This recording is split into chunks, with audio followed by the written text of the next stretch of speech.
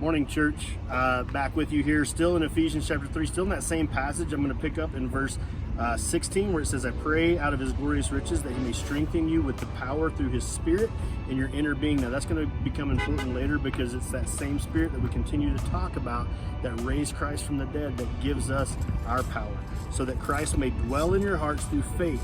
And I pray that you, being rooted and established in love, may have power together with all the Lord's holy people to grasp how wide and long and high and deep is the love of Christ, and to know this love that surpasses knowledge, that you may be filled to the measure of all the fullness of God. This whole last part of this passage, all the way to verse 18 and 19, is talking about the love of Christ. And it's the love of Christ that's going to bring unity within the body as we're filled with the love of Christ. And then he describes the love of Christ.